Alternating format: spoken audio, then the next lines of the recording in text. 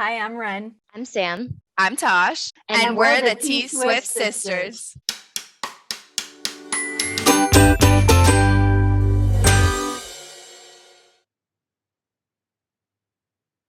Welcome back to the T-Swift Sisters podcast, a Taylor Swift fan podcast for Swifties by Swifties. In today's episode, we're sharing some fun facts about the ERAS tour, answering listener questions, and sharing what we wish we knew before attending the show. Here's this week's Swift Scoop. Okay, so continuing on our little celebration of 1 year of the ERAS tour, still absolutely just appalled and floored by that. I can't believe that's 1 year ago, but whatever, I digress. I think we should kind of start today's episode just kind of talking about some things that we wish we knew before attending our ERAS show.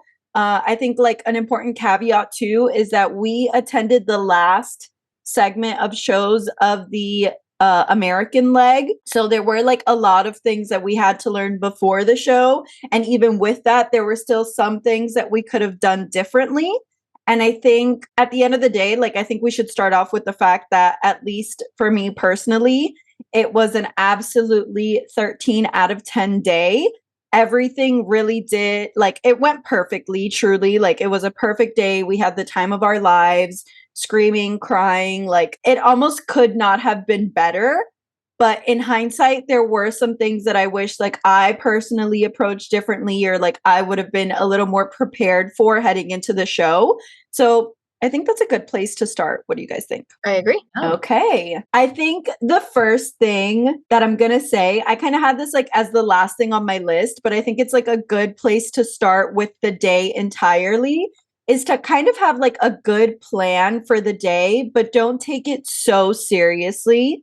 We did a lot of research beforehand, and I think that's really important going into your show. Most of it was because we were in a city that, number one, we had never really been to, and number two, attending concert in said city. It's different when you're visiting somewhere versus when you're visiting somewhere to go to a concert. So SoFi Stadium was pretty much a newer venue. It hasn't been around for a longer time, so there wasn't so much information. But for months before, we were kind of preparing okay, we need to do this on this day so that we have this opportunity, and let's plan to eat at this time, that kind of stuff. So definitely give yourself time to kind of create a schedule, but don't be such a stickler to the schedule, if that makes sense. There's also more time than you think there is. For us, we woke up so early. We woke up at 7 a.m., went straight to breakfast, and came back and started getting ready. And I think we did a good job at eating again. So we had 2 meals before the show, but we were so stickler on getting out of the apartment or hotel, whatever, at a set amount of time. And then it was good because we had a good amount of time to park, but then we ended up waiting in all of these lines and taking up so much time when we could have kind of just maybe been having more snacks, drinking more water, kind of allowing the anxieties and the pressures of the day to wear off a little bit before the fun of it all. So I think that's the only thing that I would caveat with the scheduling and stuff, but definitely do your research, because I still think at the end of the day, we would have been in more trouble if we didn't know or didn't have a plan for times, kind of thing. You know what I'm saying? Right. The one to start off with. Yeah. That really laid out how we were going to spend each segment of our day and made it run so smoothly, even though that's something that you can't really fully prepare for, like you said. But having that approach, I think, really helped us make the most of that day. Yeah, especially when it's a place that you don't know. I think that's the biggest thing. If we were preparing for ERAS Miami, it's a totally different thing. You know what to expect. Right. But most people are traveling to the show, so you have to do your research. You have to. Get on Reddit pages and see what people are doing for other concerts, get on Facebook groups and talk to people. It's just so important. So plan ahead, but also be flexible with your timeline. And then I think with that comes in the flexibility of your timeline, and also including in your timeline, you need to remember to eat and to hydrate, because that's one of the things that we could have taken more advantage of if we had like not been so sticklers of time. Like I truly wish that I had hydrated so much more. I remember at ERAS, like you get to the show and you're so excited and you're doing this and you're doing that, and then it's so early and the vendors aren't open yet. And then all of a sudden we're in the middle of the show and I was like, oh my God, I'm going to pass out. Like I need to get water right now. And I had no choice but like in that moment to go get water.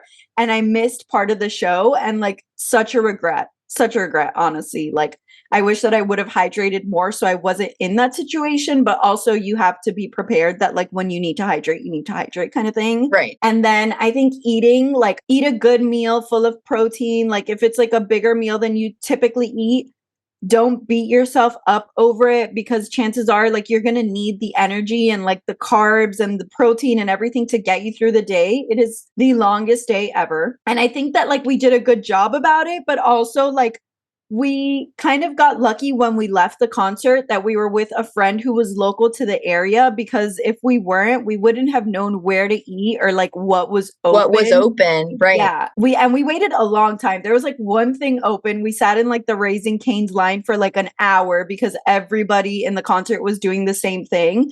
And that's that we made a point to get snacks for the car. You get hungry. Absolutely. I would say those are like my three biggest things before that, like I wish we had kind of either done differently or like knew more about before going into the show. And I'm glad you brought up like that we were with someone who was a local who knew what was open, because that's something we didn't really do. Like look up ahead of time, like, all right, if we get out and we're going to be hungry, let's kind of know in advance what might be open already. So we're not like kind of like stuck in the traffic, wasting more time, lines are accumulating, like figuring out food, not only at the venue, but also like near your hotel or near the venue is important for both like before and after the show. Okay, if you're listening to this and you're like preparing to go to the Miami show, the area that the stadium is in, which is why, again, I say to research the show and like what other people do for concerts or maybe for football games, like you need to do so much research. The area here in Miami where our stadium is not a good area. Like you cannot walk out of the stadium area. You can't walk out. Like you literally cannot be on foot. You have to be in a car. So you have to drive far away. There's so much traffic already. And then you have to drive to an area in which you can eat. Luckily, Miami is like a big city. So there are a lot of places that you can eat, but you have to be prepared. And I think like going back to the Miami thing, super like wasn't on our notes at all. But I think Doral is a great place to stay if you're coming into Miami for the ERAS tour. It's like a little bit out of the touristy areas. It's a safe place to stay. There's a bunch of places that you can go that are open late night. And it's like relatively close to the stadium and you'll probably get cheaper prices. So if you're kind of looking for somewhere to stay, look into the Doral area, plenty of hotels close to the airport. That's the way to go. That's a good tip. Okay. I guess I'll go ahead and go. I'm going to restate one that we've definitely said before about wearing comfortable shoes. But I'm also going to add in with that like, it's okay to have to sit down and like, don't feel bad if you do have to sit down. I feel like a lot of times it's a little bit like intimidating, especially like depending on where you're sitting or if you're on floor, like everybody's going to be standing and like you might feel like you're going to be judged if you have to sit down, but like definitely listen to your body. And like, if you need a break, like feel free to take that break. But wearing comfortable shoes, like I put it along with that because I think it can help with like the being able to be standing up and like feeling comfortable standing up, being in lines, dancing. Like it is a lot of steps in at like ERAS. So I think like that kind of goes hand in hand, like wear comfy shoes to protect yourself from anything that could happen or being uncomfortable, but also like if you have to sit down, don't feel bad. Another one is something that I kind of regret, and it's, I guess, like not being as confident or comfortable in like initiating friendship bracelet trading. I feel like I experienced that mostly in Atlanta, like during my Atlanta show. I was like just a little bit nervous, and it was like my first show, and I just felt a little uncomfy like initiating friendship bracelet like trading. And I do really regret that. I feel like at the end of the day, like nobody will judge you, and it's actually the opposite. Like I think since a lot of people maybe feel that way, like you being the one to like put your best foot forward and like start the interaction, like everybody's gonna just like feed off of that and like be grateful that you did that. So that's kind of something I wish I knew, that like, number one, it's harder than you think to do that. And number two, like once you actually step out of your comfort zone and do it, like it just gets easier every time. And like is actually like what every Swiftie kind of wants, like for someone to initiate, or like, I don't know, like I just wish I didn't let my like thoughts and like overthinking get to me. And then when I like kind of changed my mindset and did it in LA, like I was way more just like bubbly and like talking to people, and it was like just such a good experience. So yeah, just overall confidence with trading.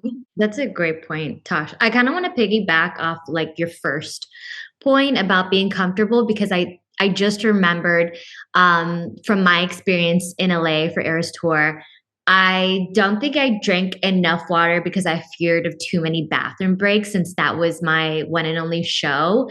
And during Red set, I went to the bathroom by myself because I was literally getting abdominal cramps, and probably because I didn't drink enough water. So just like prioritizing comfort is the number one thing. There's large crowds. This is a long show time. Like just do what makes you comfortable with what you wear, what you eat, all that stuff. So I'm glad you brought that.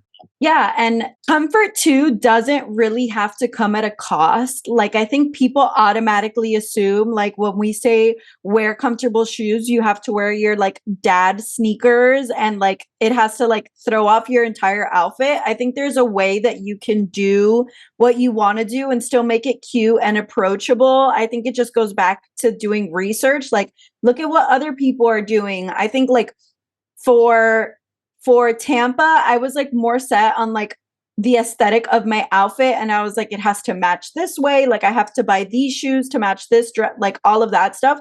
And for LA, I was like, okay, I need to like figure out how I'm going to be comfortable and also look my best, feel my best, because all of that, like if you're comfortable and you feel good, you're going to have an even better time because those things are just no longer on your mind. And there was like a pair of sneakers that I knew that I wanted to wear with my outfit, and I wasn't sure how comfortable they were going to be. So I bought a pair of Dr. Scholl's inserts and had like sneaker inserts in these like Converse type sneakers, and they saved my life. Best thing that I've ever done. I will never like wear an uncomfortable pair of shoes without Dr. Scholl's again. And I was like so self-conscious about buying it. I was like, is it giving grandma? And like, no. First of all, nobody knew. Right. Second of all, I was so comfortable and like, love it. Amazing. I had them too. So please, Dr. Scholl, sponsor us because we're going to do it again for Miami, I'm sure. So I just have a few points of my own to bring up. The first one is about photo ops. I think you should take advantage of any and every photo opportunity that is available. Capital One has great opportunities set up at the venue. And I think it was perfect that we took advantage of each one because those are my favorite memories to look back on. And it's not something that we planned for. We just said, oh, let's go do this because it's there and we have the time to do it. And B, we weren't sure what other opportunities we would have to take pictures because of crowds, because of spacing, whatnot, where we would have our seats. So I think it just made for such a smooth process, not knowing how much time we had to just say, okay, let's take group pictures here. Let's take advantage of what Capital One has set up here so that we got every pick I think we wanted and every pick we could have gotten. So that was a perfect setup. I also think it's super important to check the weather week of the location where your venue is. I know that was something that was on my mind almost every day leading up to the show, especially after Reputation Stadium tour when I felt super weak, lightheaded, almost passed out leaving the show. I was worried that would be a repeat for ERAS. Do your research, see what the weather's going to be like. Don't compromise yourself because of outfit, because of, I don't know, anything else. Just, be safe. And the last one is, I know I have parking anxiety in unknown situations. So just try to look up the parking situation of your venue beforehand.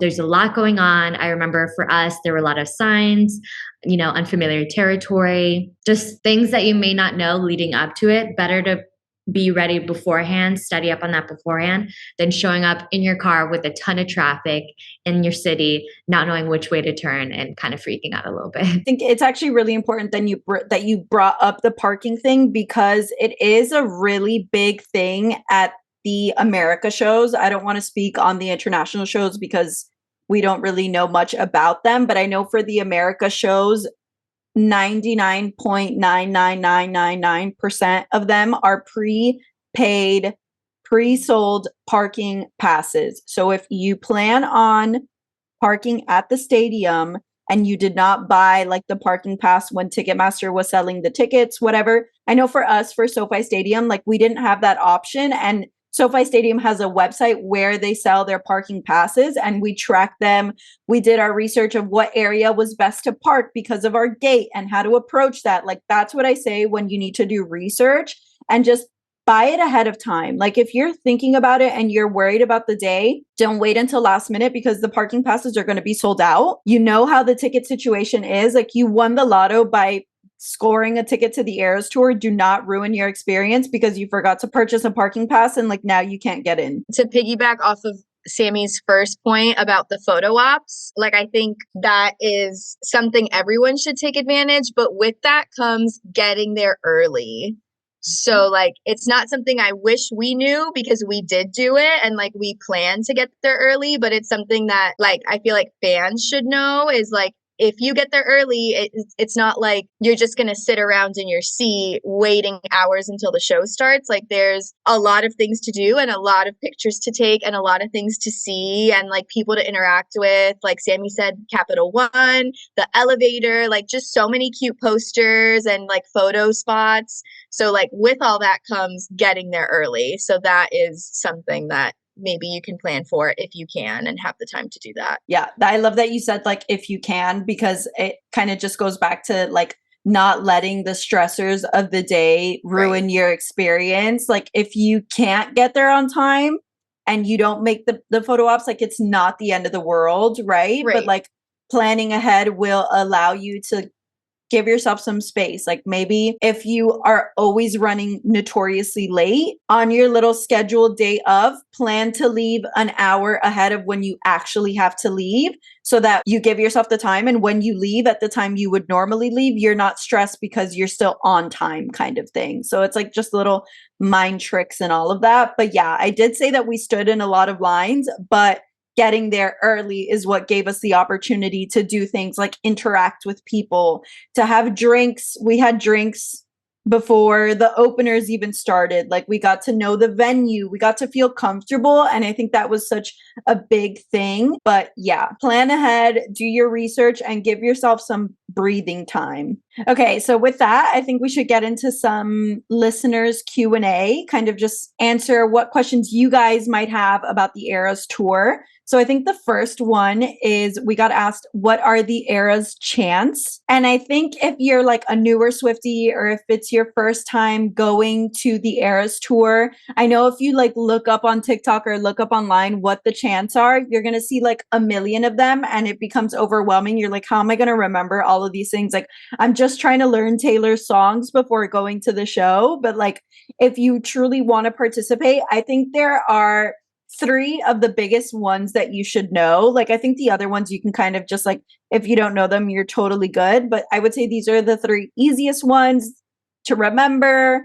You're definitely like part of it. Amazing. So the first one is the You Belong With Me double clap. And that's when she says, I know how to make you laugh when you're about to cry. When you know you're about to cry. Yeah. I promise I'm a Swiftie. Okay, after she says cry, you clap twice. That's it. That's all it is. Like if you watch the ERAS tour on Disney Plus, you'll see her do it. That's all it is. It's just a little double clap. Then the first verse of Delicate. So she says, but you can make me a drink. Everybody says 1, 2, 3, let's go B word. I'm not going to say it because we are a PG pod. But you know what the B word in question is. And then the final one is the bad blood chant. Band-aids don't fix bullet holes. You say sorry just for show. You live like that. You live with ghosts. You forgive, you forget, but you never let it go. Yeah, amazing. I love it. It's just like stuff that like takes you back to being like an OG Swiftie and like living in those moments when that actually like happened. I love that. But it's really fun that we get to like include the newer Swifties who are learning these traditions, if you will. Those are them. They're not scary, I promise. Okay, what do you guys recommend for bags taking to the stadium? Friendship bracelets? What would you pack in your bag? bags in general? I think definitely look up the bag policy for the stadium you're going to. You don't want to just have this bag that matches perfectly with your outfit and then you show up and it's like a clear bag policy or it's too big or it's no bags. Like definitely look that up before you plan what to even put in your bag. And then once you know, like it's a clear bag, it has to be this size, whatever, then figure out your essentials from there. I think like cards and maybe some cash is important because you never know what they're going to be accepting or if any system is down. Those are like the big ones. I feel like we can add stuff to it, like a little fan, a portable charger, but like, are they essentials? I guess it depends. If it's an outdoor show, I would say like a portable fan is probably an essential. I would say portable charger is probably a non-negotiable. I think just because the show is so long. Like, do you guys remember when the show started and like two of us were on airplane mode, so one person could like contact somebody if we needed to get in contact with somebody, and then like we had somebody recording videos and somebody taking pictures because like there was just like no battery left to be had, because you truly are there for so long that like no matter which way you do it, your phone is gonna die, truly. So and we I think shared my charger, I remember. We were like moving it around. We were moving it around. So I think like if you're in a group, that's actually a pretty good tip, is like once the show started, maybe have one phone that you reserve for like emergency contacting, and the other phones you kind of put on airplane mode so that you can take pictures, take videos, and like not drain your battery as much. And friendship bracelets, truly a non-negotiable. I think one of the things that we did that's like a good takeaway is the claw like bag clip. Like, you know, those clips that have the little button. I wish I had one on me right now so I could show you guys. It's just those metal like Yes, like the metal clip that like you push in. We clipped those to our bags and like loaded friendship bracelets on them, and they're so easy to just like unclip and take bracelets off, and they go right through security. So that was like a really big thing. That's a non-negotiable for me. Yeah, I would say the bracelet was the biggest point, because at some point I just really needed them to be easily accessible, because a lot of people were coming up at the same time and they're giving to you. So I really wanted to clearly separate what I was getting to giving out the ones that I made. I wanted to keep the ones that people would give to me before trading them off. So just having them accessible. Yeah. I think another one is, and it's like truly, it depends on who you are, but if you're a queen who gets overstimmied, which is totally fine if you are, like I get overstimmied all the time. On floor, I got super overstimmied and I had to put my earplugs in. I was having the time of my life, but I was like, if I do not wear my earplugs right now, like I think I'm going to pass out from being so overstimulated. And it was a really big help. Like it just kind of helped me ground myself, like remember where I was, remember to have a good time. And then I was like able to take them out when I was ready. But had I not had them, I think it would have honestly like altered my experience a little bit, because it just really does get so loud and there's like so much going on that sometimes it helps to just like take a step back and be like, okay, this is where we are. And like that's a good thing about the earplugs / you're also saving your ears. Mm-hmm. Okay. Will you be left out if you're not into the friendship bracelet trading at the ERAS tour? No. There's so many other alternatives. You know, we met people that weren't into making bracelets. They're like, it's not really my thing, but I did this, or you know, just having a conversation with them anyway. We met someone who made stickers. We met someone on our row who had a t-shirt for people to sign. So it's not about like physically getting something from someone. It's just about meeting different Swifties. If there's a bracelet that comes from it, sure, that's great because it's a memory, but you don't always have to bring something to the table. Just, you know, walk around, meet people. This is just a plus that came from the song, but there's so many different ways to interact between Swifties. You don't have to make bracelets to feel like you need to approach someone, you know, to have a good time. So definitely not necessary. On top of the fact that like people were like Swifties still would give someone a bracelet even if they don't have a bracelet to give back. Like I saw that a lot, and we did that too. Like we'd be like, oh my gosh, here, have a bracelet. And sometimes they'd be like, I have nothing to give you, I don't have any. And we're like, it's fine, like we don't care. It doesn't have to be that exchange every time. And I think like that's the best part. And if like making bracelets is something that like you just don't want to do, you don't have the time for, like it could be for whatever reason, like then don't do it. Like I don't think Taylor's not going to want you to make bracelets just because, you know, like it's the expectation, because it's not an expectation. It's just something you do because you want to do it. 100%. I love that you brought that up. And I think it's like important that you mentioned, because I was going to say the same thing. Is like people might, if you don't have any bracelets to give, you didn't bring anything, super cool, not your style, whatever. Somebody might come up to you and be like, oh my God, your outfit is Junior Jewels. And I have this Junior Jewels bracelet that I made for the first person that I saw wearing this outfit. So here, you can have it. Like, don't be embarrassed to be like, oh my God, I didn't bring any. Like, I guarantee you, the person is going to be like, oh my God, totally cool. Like, take it anyway. Like, that's what the purpose of the bracelets are for. And then you have that memory, like, wow, somebody went out of their way and gave me a bracelet, and like, I didn't even prepare for it, kind of thing. Like, that's just the magic of the ERAS tour, I think. Okay, I think we talked enough like about parking and traffic, so we can kind of scoot over that. If you guys have any more specific questions, just like shoot us a DM on Instagram or tweet at us and we'll talk to you about it. Okay, recommendations for somebody who's going to the ERAS tour alone and they don't have like a friend group. It's like maybe their first Taylor concert too. What would you guys suggest? I think we actually, like, we ran into this in LA. The girl sitting next to us was there alone. And like, I think just the ERAS tour is such a positive environment. And with like everything that's happening, even with just like, I don't want to make it all about the bracelets, but even with the like bracelet trading and just like complimenting each other's outfits, like everyone is just very friendly and talkative. And I feel like it's not hard to just like make conversation with people, even if it starts off with like their outfit or like just something like that. Like, I feel like you're not going to feel left out or feel like, I guess, like self-conscious about being there alone. Like, it's not, and no one is going to judge you for doing that. If you see something you want to take a picture with, ask someone to take your picture with it. Don't not do something because you're alone or because you're not like with this big group like everybody else. If like that's what you feel like I think just like do you, make friends along the way if that's what you want to do. But it's such a vibe. Like, once Taylor's on stage, nobody cares who's next to you. I was vibing with the girls, but also like by myself. Like, we weren't having full on combos during Taylor being on stage. So you're just going to forget about it. And it's all about Taylor when she's on stage. And I think if you're in a group, like kind of like we were, right? We were in a group, we were on floor, whatever. We knew, obviously we came together, we did everything together. So everybody knew that we were together, but we noticed the girl was sitting next to me on like my right hand side. So I had like you guys on the left and she was on my right. And I just like turned around and I was like, hey, like, oh my God, I think she was wearing like this like denim outfit that you could tell that she had made herself.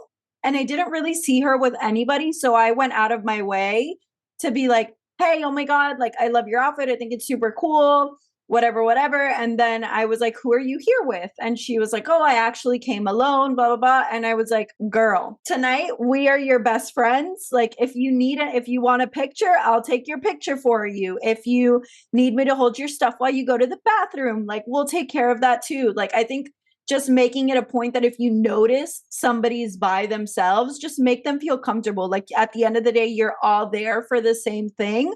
And there's no need to like purposefully ignore somebody or make somebody feel uncomfortable because you know they're alone. Like, imagine how you would feel if you were in that situation and then treat the person the way that you would want to be treated in the area that you're sitting. Also, with how hard it was to get tickets in the first place, like, it shouldn't be a surprise if someone is there alone because maybe that's all they could get. Maybe it was a last minute ticket. Like, it's just like, I would go alone, truly. Like, if I had the chance, I would go alone. So it's like, it doesn't mean anything about the person other than the fact that they scored a ticket. You know what I mean? Okay, last Q&A.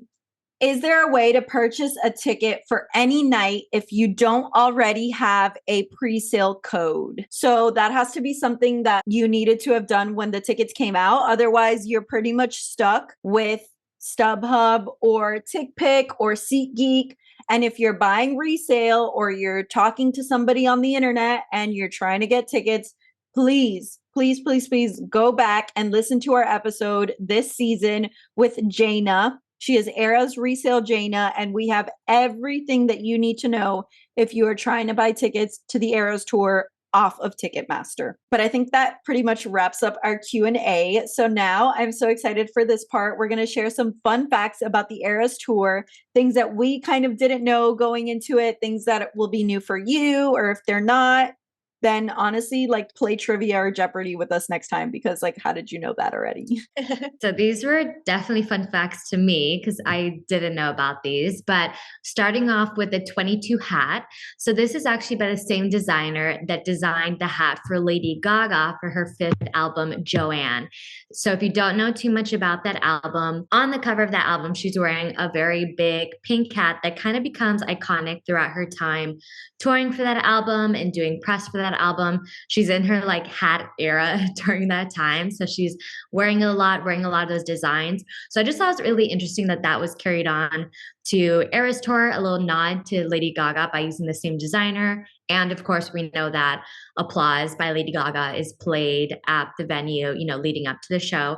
So I like those little connections. I'm a big Gaga fan, love her. So I like that there's a little crossover between the two. So that's Gladys Thomas, I think is her last name. Shout out to her. She's amazing. That hat was iconic for 22 and definitely iconic for Joanne. So also kind of going on that same note that you mentioned, Reputation. So I did not know this, kind of fell down a rabbit hole, but obviously before Taylor goes on stage, as we've heard, she plays You Don't Own Me, but it's specifically by an artist by the name of Dusty Springfield.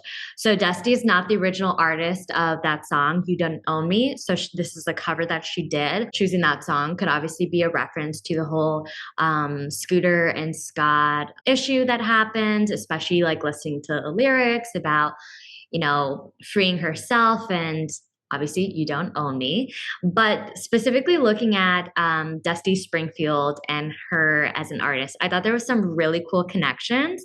So Dusty was known in Hollywood and in the music industry for kind of controlling her own image, like going back against the music industry and how restraining they are with artists and, you know, the tabloids. They highlighted a lot of her love life in the news and the tabloids, kind of the same experience that Taylor has. So we see a lot of connections like that. And she pushed back a lot, tried to free herself from the constraints of the industry, which is great.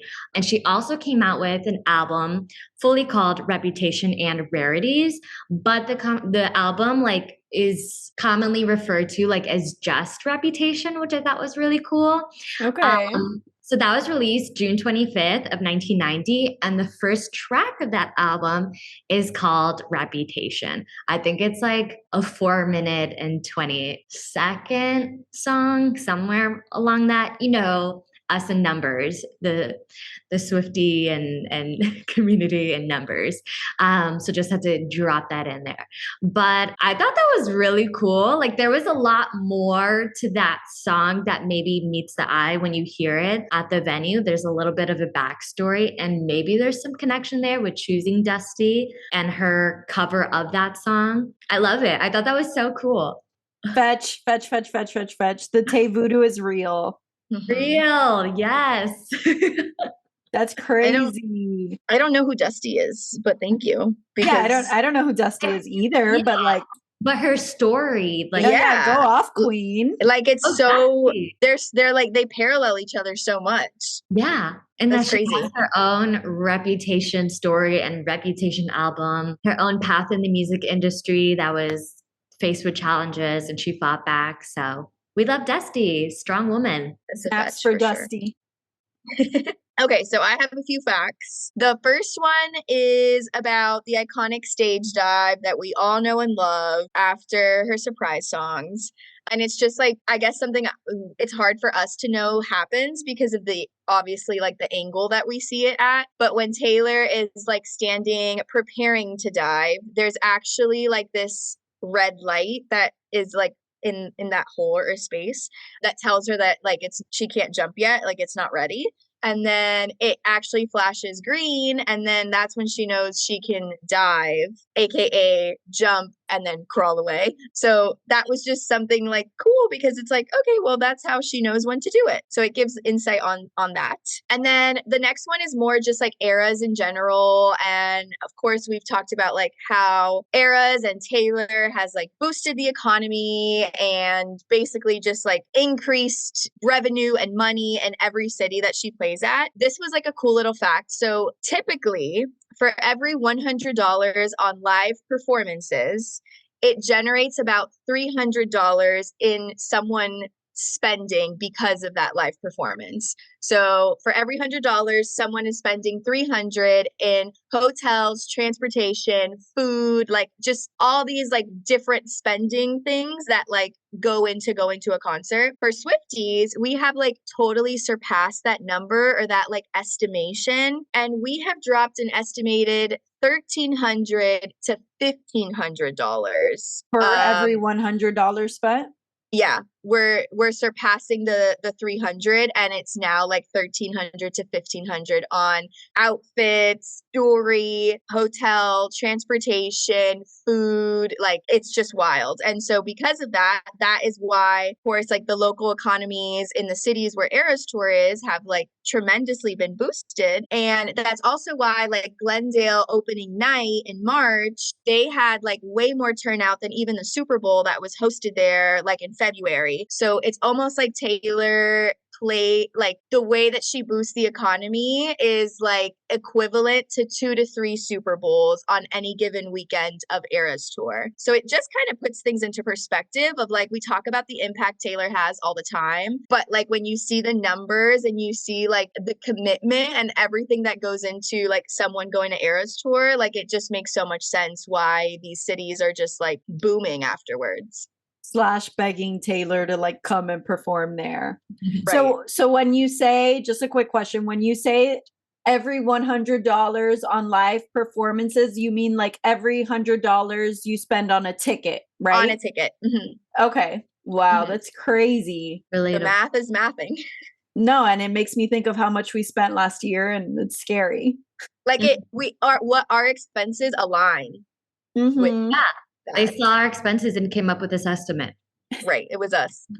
We are the Swifties in question. Okay, mine is like also going with the costuming. I love that theme. Like it's just things that you don't realize of what goes into the making of the ERAS Tour. And mine is the iconic Midnight bodysuit was made by Oscar de la Renta and features 315 hours of construction and over 5,300 hand embroidered crystals and beads. It just takes me back to like, I wore this jacket to the ERAS Tour last year, the 13 that I did on the back. It was like a jersey style 13. And I hand laid every single one of those like rhinestones on the number. It took absolutely forever. And like you have to be so grateful to the people. The ERAS Tour is not just Taylor Swift. There's so much to be said about everybody who plays a part in the ERAS Tour. And I think we just honestly, like, let's take a moment on this podcast and like applaud. Like, thank you so much for the work that you do. It's not unrecognized. Like we see you, honestly. I didn't include this on my fun facts, but like quick little fun fact, it takes 90 of those semi trucks 90 to set up the stage for the ERAS Tour. That is so many people. That's at least 90 people, at least, to set up just the stage alone. And then you have everybody who's working concessions. You have everybody who's working security. You have everybody who's making the costumes. You have like just so many people that go into the making of the ERAS Tour. And it's just like amazing and crazy to see the involvement. So grateful. We see you and we appreciate you. Tell the people. Okay. And then this one is a newer fun fact. I don't know if you guys know this or not, but I know we've talked about the Seattle earthquakes, but I was so excited to share this one as like LA Swifties. There was also an LA earthquake. Yeah. So I was super excited because I was like, oh, it for sure had to be our night. But of course, they studied and tested it on the night. When did we go? August 8th. So they did it a few nights before us. They tested. They were like, we have our results. We don't need to see the August 8th Swifties do it again. So we'll pretend that it's for August 8th. But Pop Crave on Twitter said, fans at Taylor Swift's ERAS tour show at SoFi Stadium on August 5th caused earthquake-like activity, a Caltech and UCLA study finds. The strongest tremor was equivalent to a magnitude 2 earthquake. And it happened during You Belong With Me. And like, it's so, you can totally see it because everybody just like starts jumping and going crazy. I love it. It's that double clap, the force of the double clap. Earthquake. I love that. And it's funny because whenever we talk about like what's a good karaoke, like Taylor Swift song, we always go to You Belong With Me because we're like, that's what gets the people going. So I love that that's what caused the earthquake activity.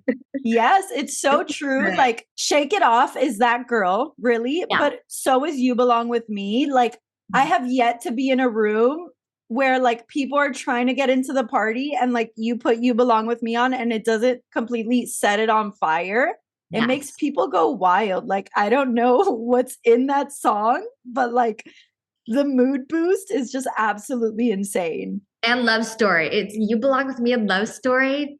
The crowds go crazy. The crowds go crazy, and it makes me think of the Love Story. Remember the one that popped off on TikTok, the one that was like remixed? So like when the beat drops in Love Story, that's when everybody just like absolutely loses their minds. Like, I need that in the club right now. no, like I wonder, it's like ultra music festival time right now in Miami. Like, are they out there playing Love Story? If the answer is yes, I'm buying tickets for next year. My first and only rave will be Taylor Swift Love Story remix. Oh my God. So on brand. That's what I'm saying. But yeah, those were some really great fun facts. Thank you guys for sharing. And I think that pretty much wraps up this week's episode of the T Swift Sisters podcast. Appreciate you guys listening. I also think this pretty much wraps up our 2-week-long 1-year anniversary of ERAS celebration. But this also means that our next episode is a few days into April, which means that we are that much closer to the Tortured Poets. Like I have goosebumps right now. I'm so scared. No, but in April and Tortured Poets, like our pod is going to just pop off. Like we're going to have so much. No, yeah, you guys have to content. stay tuned. Yeah, 100%. Like it's uphill from here. April is going to be the month. I'm so scared. I'm scared of the album. I'm excited. I have no words except to stay tuned and keep listening to our podcast. And follow us. And I was going to say, and follow us on your listening platform by clicking the plus button next to our show and give us a rating, please. Any rating counts. Hopefully it's a 5-star one. Okay. We love a good review. Follow us on social media for more Taylor Swift news updates and obviously so much more. You can find us on Instagram and TikTok at T Swift Sisters Pod or Twitter/X at T Swift Sisters. And thank you so much for savoring this week's Swift Scoop. We hope you've had your fill of all things Taylor Swift, and we will see you next week right here on the T Swift Sisters podcast. Bye.